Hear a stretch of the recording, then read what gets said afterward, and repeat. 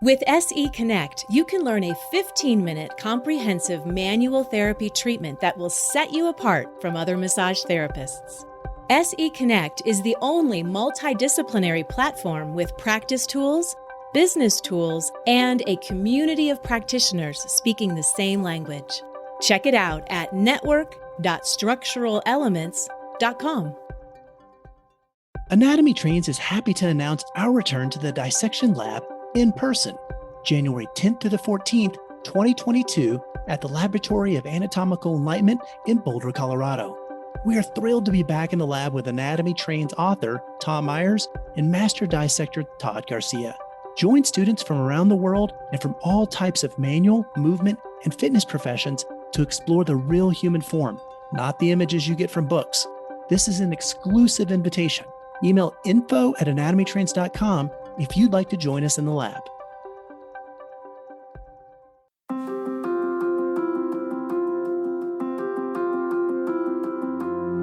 Hi, my name is Allison Denney, and this is the rebelmt podcast, where you'll hear me forcibly colliding the worlds of anatomical jargon and humor. I believe that when you know your anatomy, the what, and you know your physiology, the how, the techniques will follow.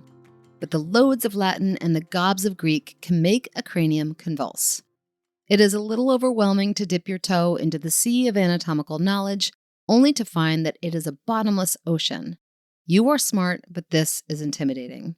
You will get there eventually.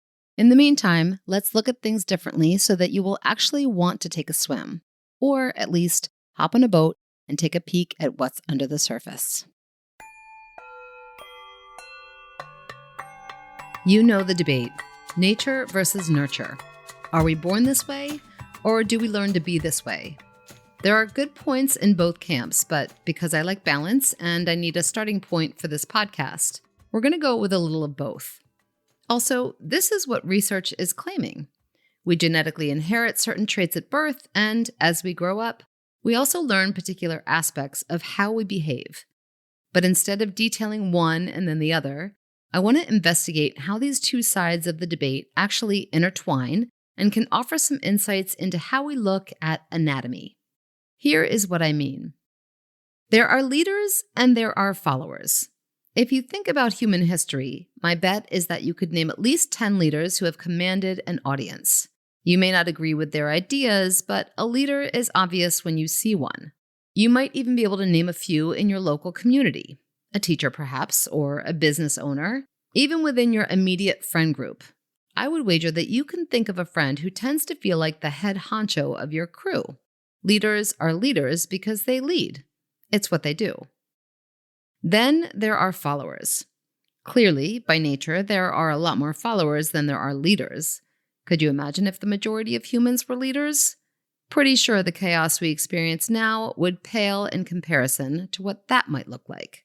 Most people are good with having someone else on stage.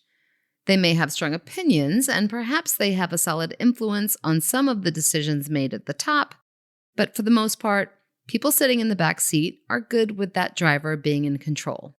It is, arguably, a lot easier there. There may be natural-born leaders, and there may be those who are very comfortable with someone else at the helm. But what happens when a follower decides that they want to be a leader? Or, more to the point, they are thrown into the position of having to be one. Do they just become one? Is it as easy as taking a masterclass from some celebrity and learning the necessary skills? I would offer theories on what it would be like when a leader wants to become a follower, but that veers away from the point I'm trying to make here. Plus, the whole follower becoming a leader thing, I have a little experience with this one. Not that I'm about to run for president, but I find myself sitting in a role as someone who other people in my field turn to for advice. And I also find myself often feeling very uncomfortable with it. It's not that I don't know what to say or feel lost with what my answers might be. I feel uncomfortable because I was born a follower. And the mental shift I've had to make around accepting this role has been unbelievably insightful as to how what we think of ourselves runs deeper than we may be able to access, like into the cellular matrix deep. Like maybe this is the nature part making its case. But it got me thinking. I am positive that our muscles feel exactly the same way.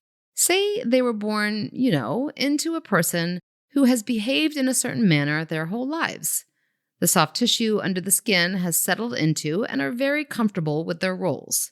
What happens then when this person starts new habits or starts patterns that are not particularly balanced and healthy? And certain muscles begin to wither away while other muscles step in and have to take over. Pain is usually the big red flag here, waving around trying to get the brain's attention. But how do we handle this kind of imbalance? Is it as easy as demanding that the muscles fall back in line? Is it as easy as going to the gym and starting a new training regimen? I don't think so. I think we can get most of the way there with some basic strategies. But then there is this deep blockade, this wall that seems impenetrable, like that last little bit that would get you back to feeling normal, but will just never fully be realized. Sitting in a position of power when it's not in your nature is a very deeply philosophical pickle. Not every person can be a natural-born leader, and so, similarly, not every muscle can be a prime mover. But it happens. Whatever the reason may be, sometimes a synergist or helper muscle is thrown into the limelight and shouldered with great responsibilities. What do we do then? How can we, as body workers, understand when this might be happening with a client, and how then can we best approach this quandary? I'll talk about techniques in a minute. First, though, I want to highlight a muscle that seems to fall into this debacle frequently: the coracobrachialis. Located on the inside part of the upper arm, the coracobrachialis is named for its location and attachments, which always helps. Coraco indicates its connection to the coracoid process of the scapula, and brachialis refers to its general location in the arm.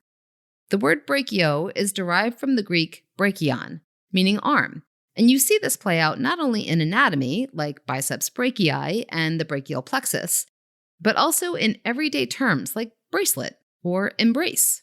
So it originates up there at the coracoid process, that little protrusion of bone arising from the scapula and poking its way to the front of the shoulder, then drops down along the anterior and middle side of the upper arm and settles its insertion onto the medial surface of the mid-humeral shaft, which just means it connects onto the middle part of the arm bone along the inside surface.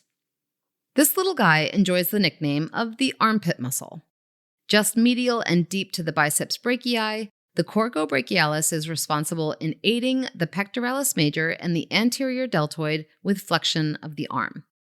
This is what your shoulder does when you reach out to shake somebody's hand, or open a door, or grab a steering wheel to drive a car. This just means that when we flex the shoulder, the pec major and the anterior deltoids are the prime movers, or natural leaders. But there are other muscles that help, because it takes a village, namely the coracobrachialis. In the soft tissue therapy world, this is known as a synergist, or a natural helper. They are like the executive assistants who run around behind the scenes and keep the leader looking good. Shoulder flexing? Check. Keeping my job today. The coracobrachialis is also tasked with helping the latissimus dorsi and the teres major pull the arm into adduction, or bringing the arm back down to your side. The funny thing about adduction of the arm, though, is that it is often not so much an action as it is a position of tension. It is one of those things one might do if they find themselves aggravated by colleagues or irritated by crowds. It is protective and forceful and stems from the internal emotions that build walls, not just to keep the disturbances out, but also to keep the unpleasantries in.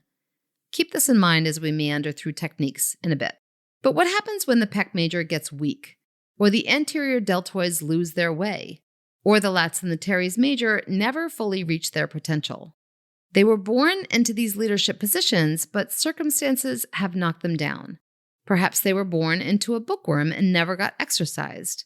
Maybe they were born into a person with scoliosis and activity was limited.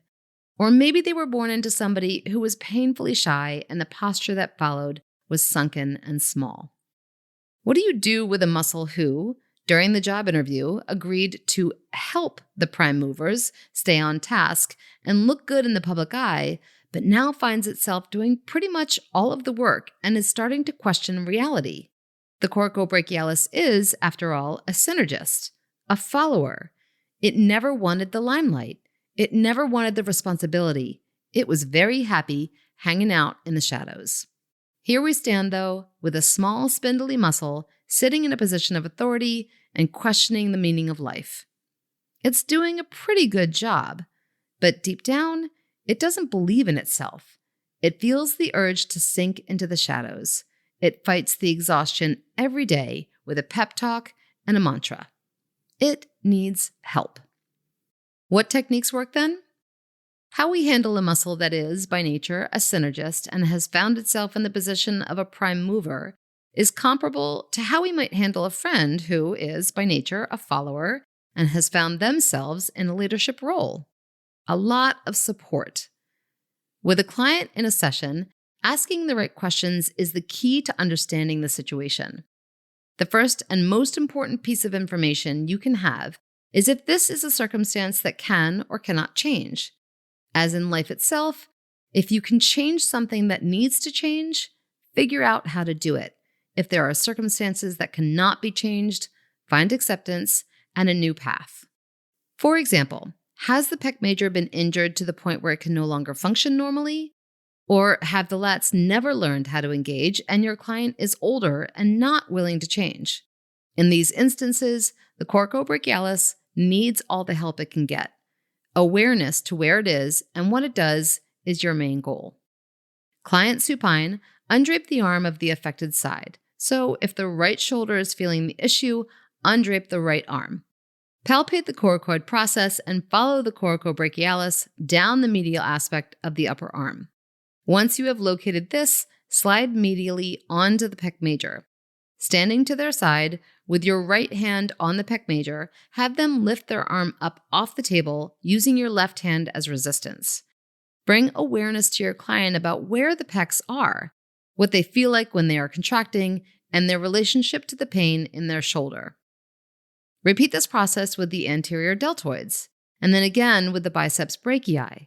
As you isolate each of these muscles and ask them to perform on the spot, you may notice that some are better than others at following directions. Each of them has a slightly different agenda and ability to be self-aware, but all of them should be firing when asked. This isn't always the case, though. Now drop down into the Coracobrachialis. Use the same steps to isolate this muscle and have it contract. If your findings confirm your suspicions and it is indeed picking up the slack that the other big players have dropped, it's time to offer some support. Like any tired muscle, it's just looking for some relief. Warm up the tissue, petrissage it up and away from the humerus, and pull it away from the surrounding layers. Apply some detailed myofascial release, separating it out linearly from the biceps and vertically from the deltoids and the pec major. Give it a little room to move, air to breathe, and new blood flow for nutrients. In a different scenario, it's possible that the situation can be overturned. For example, has your client been doing certain exercises improperly and contracting the wrong muscle tissue, like an incorrect hand positioning for push-ups or a shifted shoulder position for lat pulls? These little variations can call upon the wrong muscles, and the next thing you know, you've got a first mate in the captain's chair. In this instance, re-engaging the primary shoulder flexors offers the Coracobrachialis a break. Client supine, start with isolation of the Coracobrachialis this time. With one hand drawing awareness to the muscle, use your other hand to create a resistance into shoulder flexion. Playing around with the position of the client's arm will draw out contractions to the varying muscle fibers, so take your time and methodically create a contraction that highlights the Coracobrachialis. Pain with this action is just a positive indicator that you're on the right path. Once you have brought your client's awareness to how this muscle is wrongly being called into action, place one hand on each of the surrounding prime movers of shoulder flexion and ask your client to consciously utilize these to bring the arm up off the table. Once the connection from the brain to the right muscles is starting to click, employ a methodical repeating activation of each of them as you set the new neural pathways into play. I always contend that repetition is the key to education, and here is a great example. Have your client repeat these contractions, hold your resistance, sink into the tissue that is contracted, continue to sink in once the muscle has relaxed, then rinse and repeat. Asking a muscle to move when it is very used to not moving is like asking a person who is depressed to start thinking positively. It's not easy and it will take time. Remember that one of the jobs of the Coracobrachialis involves holding the arm tight against the torso in an attempt to guard against the world. There are deep, deep psychological patterns at play here, and it will take time. It is hard to create new perceptions. But then, one day, after many attempts, it just happens naturally. So, is it nature or is it nurture that dictates who we are and what we do? I think the better question is, how do we recognize each of them when they show up? And more importantly, how do we get them to communicate with each other? The answer, as is true for most of life, is to listen. And here we are, the end of the episode. Thank you to the extraordinary crew over at ABMP for helping me get my words into your ears. And if you want to get any of your words into my ears, or more accurately into my brain via my eyeballs from a computer screen, drop me a line at rebelmt@abmp.com. That's rebelmt@abmp.com. I always want to hear your questions, comments, suggestions, or salutations. Also, if you're interested in checking out anything else I'm doing, head over to rebelmassage.com where you will find all sorts of fun things to click on, like homemade organic products for your practice, cool links to continuing education classes, thoughts I have typed up and posted here and there, and other Rebel Massage dabblings. I'm impressed you've made it all the way to the end, but because you have, allow me to offer a glimpse into our next episode. Tune in next time as we take a drive down the road called sciatica. There are a lot of forks in this road, and therefore begs the question, how do we make a decision? And ultimately, how do we apply ourselves? Members are loving ABMP 5-Minute Muscles and ABMP Pocket Pathology, 2 quick reference web apps included with ABMP membership. ABMP 5-Minute Muscles delivers muscle-specific palpation and technique videos, plus origins, insertions, and actions for the 83 muscles most commonly addressed by bodyworkers. ABMP Pocket Pathology, created in conjunction with Ruth Werner, puts key information for nearly 200 common pathologies at your fingertips and provides the knowledge you need to help you make informed treatment decisions. Start learning today. ABMP members log in at abmp.com and look for the links in the featured benefits section of your member homepage. Not a member? Learn about these exciting member benefits at abmp.com/more.